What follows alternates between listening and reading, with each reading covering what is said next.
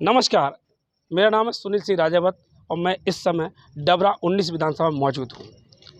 यहाँ पर आज़ाद समाज पार्टी कार्यालय का उद्घाटन होने जा रहा है और आज़ाद समाज पार्टी ने डबरा 19 जो एससी विधानसभा है उससे रूपेश भाई को यहाँ पर प्रत्याशी बनाया है। आज हम उनसे मुखातिब होते हैं और जानते हैं क्या उनके मुद्दे रहेंगे, क्योंकि वो वैसे भी एक संघर्षशील नेता के रूप में जाने जाते हैं। रूपेश भाई, आपका स्वागत है मेरे यूट्यूब चैनल पर। बहुत बहुत धन्यवाद आपका। रूपेश भाई, ये बताइए, लगातार 18 साल की भाजपा सरकार अपने विकास को गिना रही है, क्या मुद्दे हैं आपके? देखिए, वो विकास गिना रही है, लेकिन जनता के सामने जनता उनको विनाश के नाम से जानी जाती है। उनके विकासकार नहीं, वो विनाशकार हैं। जनता के सामने कितने भी विकास का पुलिंदा लेके जाएं, आखिरकार जनता उनको नकार करके और यह भी निकाल दिया उन्होंने कि इन्होंने मध्य प्रदेश का विनाश किया है।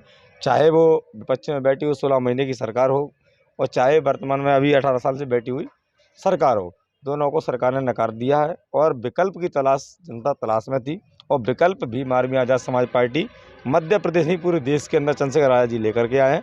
और विकल्प के रूप में हम लोग मध्य प्रदेश में भी, राजस्थान में, छत्तीसगढ़ में सभी जगह चुनाव लड़ रहे हैं। ये भाजपा कह रही है कि डबल इंजन की सरकार है, प्रधानमंत्री भी जन कल्याणकारी योजनाओं को लेकर आ रहे हैं, जनता के बीच में जा रहे हैं। चूँकि इधर शिवराज सिंह भी लगे हुए हैं कि हम भी अब विकास कर रहे हैं। कहाँ आपकी नज़र में कमी रह जाती है कि लगता है कि ये जनता के साथ फ्रॉड कर रहे हैं? कहाँ लगता है आपको? ये विकास 6 महीने से है। 6 महीने पहले कहाँ थे ये लोग? मैं कह रहा हूँ, लाडली बहना योजना ये लेके आए थे। ये बहनों को बेवकूफ़ बनाने का काम कर रहे हैं, जबकि हमारी बहनें मध्य प्रदेश की इतनी जागरूक हैं और हमारे मध्य प्रदेश के युवा, हमारे पिता तुल्य बुजुर्ग इतने जागरूक हैं। सभी साथी जान चुके हैं कि यह जुमला है और जुमला दिया जा रहा है। जो सिलेंडर 1200-1300 रुपये में था, लगातार सरकार रही जब तक, और आज चुनाव आ गए तो 3 महीने से तब लाडली बहना की योजना आ गई है। 3 महीने से आपको सिलेंडर की योजना और युवाओं को रोजगार की योजना, ये सारा जुमला का जुमला जो बताया जा रहा है सब फ्रॉड है और जनता सब जान चुकी है। देखिए, अब इनके बहकावे आने वाली नहीं है। मध्य प्रदेश के मुख्यमंत्री से झूठा मैं चाहता हूँ, मध्य प्रदेश में ऐसा कोई व्यक्ति नहीं है। डबरा में तो विकास हो रहा है ना, अग्रसेन चौराहा से लेकर सब्जी मंडी का रोड बन रहा है, डबरा में पाइपलाइन बन डली हुई है, डबरा में रोड को सुबह शाम पानी मिल रहा है। क्या कहेंगे आप, इसको विकास नहीं मानते हैं आप? बिल्कुल, बहुत अच्छा विकास, बहुत अच्छी बात। धन्यवाद देना चाहूँगा आपको। मैं आपके चैनल के माध्यम से बताना चाहूँगा, यह विकास मुझे लगा, और डबरा की जनता का जो विकास बता रहे हो, मध्य प्रदेश का सबसे अच्छा विकास हुआ है तो डबरा के अंदर हुआ है। जैसे सुरेश राजे विधायक जी ने विकास किया, होटल में जाकर के बहुत अच्छा विकास किया। हमारे युवा साथियों के साथ विकास कर रहे हैं, उनकी कोठी देख लीजिए।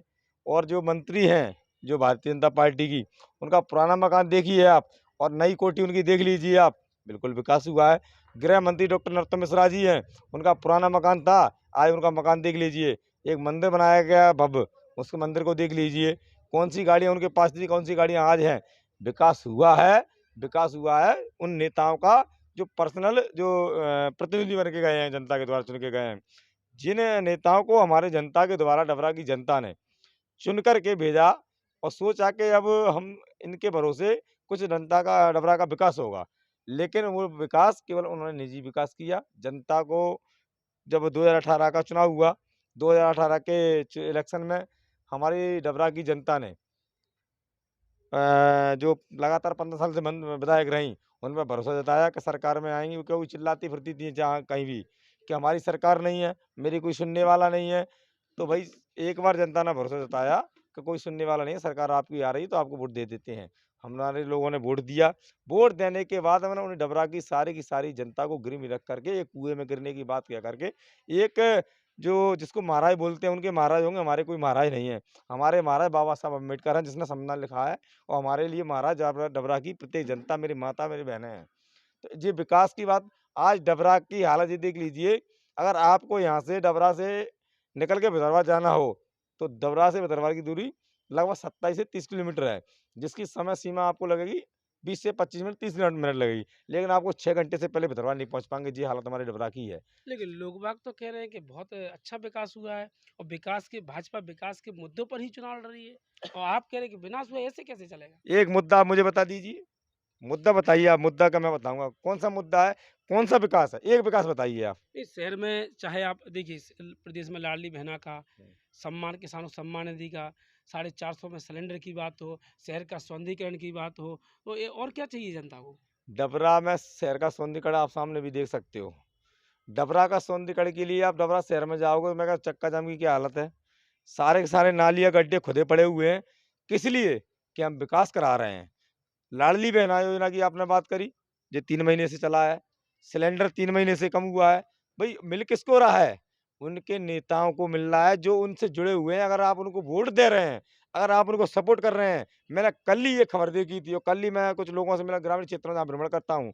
लोगों से मैंने देखा तो कोई बहन थी एक हमारी, उस बहन ने बताया कि मेरा सिलेंडर ₹982 का भरा है। मैंने बहन जी आपको लाडली बहना का कोई लाभ नहीं मिला? हाँ, मिलता था, लेकिन मैंने भारतीय जनता पार्टी का विरोध कर दिया। इमरती देवी जी का विरोध कर दिया कि हम आपको वोट नहीं, कसौर समाज की मेरी बहन थी। तो मेरा सिलेंडर का जो कनेक्शन था, वो कनेक्शन अब दो 982 में भरा है और मेरे पैसे अकाउंट में नहीं आ रहे हैं किसी प्रकार अच्छा से। रूपेश जी ये बताइए, विधायक जी कह रहे हैं कि हमारी सरकार पूरे बहुमत से हम 150 प्लस होने जा रहे हैं प्रदेश में। क्या लगता है डबरा को लेकर?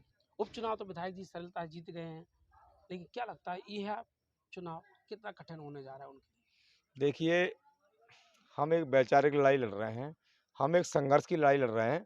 हमारा जो संघर्ष है, हम संघर्ष के बलबूते पर लड़ाई लड़ रहे हैं। मैं किसी पे किसी प्रकार का कटाक्ष नहीं करना चाहूँगा। जनता सबको जानती है, जिस प्रकार का कृत्य यहाँ के विधायक जी ने किया है, डबरा की जनता जानती है। आपने देखा होगा माननीय मुख्यमंत्री जी बोलते हैं, बहनों की रक्षा करने की बात करते हैं, बहनों को सुरक्षा देने की माँग करते हैं, बहनों की पढ़ाई-लिखाई, यहाँ तक शादी की भी ज़िम्मेदारी लेने की बात करते हैं। और दूसरे जो विपक्ष में बैठे हैं, हमारे पूर्व मुख्यमंत्री कमलनाथ जी बोलते हैं कि अगर हमारी सरकार आ गई तो हम भी बहन-बेटियों को रक्षा देंगे, सुरक्षा देंगे, ₹1500 प्रति माह बहनों को देंगे। लेकिन इनके विधायक बोलते हैं तुम बहनों की रक्षा करो, सुरक्षा करो, हम आपके बेटों को भी नहीं छोड़ेंगे, भाइयों को भी नहीं यहाँ पर छोड़ेंगे। एक नगर पालिका अध्यक्ष रही हैं, तेज तर्रार नेता भी मानी जाती हैं, श्रीमती सत्यप्रकाश परचड़िया। वो भी कहीं बहुजन समाज पार्टी से हैं, आज आज़ाद समाज पार्टी है।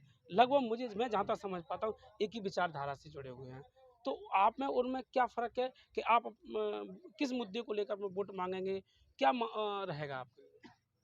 देखिए, विचार हमारे उनके एक थे, मान सकता हूँ थे। लेकिन अब विचार बदल चुके हैं। विचार बदलने का कारण ये है जिसके हाथ में हमारे माननीय रहबर काशीराम साहब का जो विचार था कि जिसकी जितनी संख्या भारी, उसकी उतनी हिस्सेदारी। जो संविधान की बात करेगा वही देश पर राज करेगा। यानी संविधान भारत देश को पूर्ण रूप से लागू कराने वाले लोग जो साथ में आते हैं, चाहे वो एससी, एसटी, ओबीसी, माइनॉरिटी, अल्पसंख्यक, सामान्य वर्ग के, व्यापारी बंधु, किसी भी जाति और किसी भी धर्म के लोग हो, क्योंकि संविधान सबको आज़ादी देता है। संविधान को मानने वाले लोग अगर इस देश के अंदर सही तरीके से आते हैं, तो संविधान पूर्ण रूप से लागू होता है इस देश के अंदर, तो सबको बराबर का हक मिलेगा, सबको आज़ादी मिलेगी, सबको सर्व शिक्षा मिलेगी, तो हमारा देश विश्व के सबसे सर्वश्रेष्ठ देश के नाम पर जाना जाएगा। उसी सर, विचारधारा पे हमारी लड़ाई बीएसपी है। प्रत्याशी हैं, आप प्रतिद्वंदी मानते हैं उनको? देखिए, क्या मैं रूपेश देखिए, कैन के लिए? मेरे नज़र में कहीं किसी प्रकार से नहीं है। उसके लिए भी तो रूपेश के अंत तो बहुत बड़ी बात है। अगर हमारा एक छोटा-सा एक कार्यकर्ता भी हमारा खड़ा उनके सामने कर दूँ मैं और हमारी पार्टी चंद्रशेखर राजद जी का एक कार्यक्रम उनके सामने लगा दिया जाए, तो मैं बता रहा हूँ जो 102 वोट आप बताइए, जो नगर पालिका क्षेत्र में वार्ड में जाकर के 102 वोट लेके आती हैं और वहाँ से जो प्रत्याशी थे, जो जीत के आए हैं, वो भीम आर्मी से निकला हुआ हमारा साथी है, मेरा भाई है। वो क्योंकि हमारी आज़ाद समाज पार्टी जो नगर निगम के चुनाव में लड़ी नहीं थी, इसलिए उनको आम आदमी पार्टी के द्वारा हमें भेज दिया गया, आम आदमी से उनको टिकट मिला। उस व्यक्ति को नहीं हरा सकीं वो व्यक्ति कइयों मतों से इनको हरा के गया और ये 6वें नंबर पे 102 वोट लाई और अपनी बेटी को चुनाव लाया, कभी ज़रूरत पड़ती है तो अपनी माताजी को चुनाव लाते हैं। इसको हम खत्म करना चाहेंगे। और रही बात बीजेपी की, तो बहुजन समाज पार्टी पे कोई प्रत्याशी नहीं था। मेरे पे भी काफ़ी जोर डाला गया, लेकिन रूपेश कैन एक ऐसा सिपाही है, चंद्रशेखर आज़ाद जी का सिपाही है, जहाँ मैं रहता हूँ बिल्कुल दिल से रहता हूँ, ईमान से रहता हूँ और बिल्कुल संघर्ष करता रहता हूँ। आज भी संघर्ष जारी है। ये मेरा लड़ाई चुनाव की नहीं है। मैं चुनाव लड़ाई के लिए नहीं लड़ रहा हूँ कि मुझे लड़ना है और जीतना है। मैं ये बताने के लिए लड़ रहा हूँ कि हमारी आज़ाद समाज पार्टी भी इस मध्य प्रदेश में अब इतिहास निकले जा रही है और मध्य प्रदेश में अब बीजेपी, कांग्रेस किसी की सरकार नहीं बनेगी। अगर किसी की सरकार बनेगी तो बड़े भाई चंद्रशेखर आज़ाद जी के हाथों के द्वारा बनाई सरकार बनेगी और आज़ाद समाज पार्टी की इसमें महत्वपूर्ण भूमिका रहेगी। ठीक है। सरकार आती है, चंद्रशेखर जी साथ में रहते हैं। हमें ये बताइए 3 प्रत्याशी लड़ रहे हैं, चूँकि सरकार केंद्र में है और राज्य में 18 साल की सरकार है। विपक्ष में विधायक भी हैं, 15 साल में नगर पालिका अध्यक्ष हैं, बीएसपी से हैं। तीनों में से कड़ा मुकाबला आप किनको देखते हैं? मैं तो अभी देखिए जिस प्रकार से मैं क्षेत्र में जा रहा हूँ, जिस प्रकार से जनसंपर्क मैं कर रहा हूँ, लोगों से जो रिस्पॉन्स मिल रहा है, जनता मुझे जितना प्यार स्नेह दे रही है मुझे, यहाँ तक तन मन धन से भी सहयोग मुझे कर रहा है। एक वोट एक नोट का मैं लड़ाई लड़ रहा हूँ, जो माननीय काशीराम साहब की हमारे रहबर की थी, उस लड़ाई के माध्यम से। और मुझे जनता जिस तरीके से सपोर्ट कर रही है, मैं इनको कहीं किसी प्रकार से बराबर में नहीं मानता हूँ, क्योंकि इनकी हकीकत जनता के सामने आ चुकी है।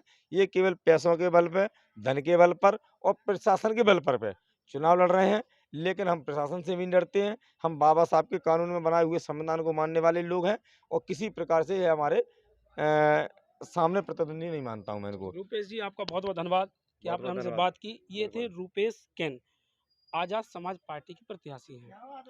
अब देखना यह है कि 17 तारीख को डबरा 19 विधानसभा की जो जनता है वो किस रूप में इनको वोट देती है, किसको अपना अमूल्य वोट दे करके अपना उस जीत का ताज पहनाती है, ये तो आने वाला समय ही बताएगा। सुनील सिंह राजावत।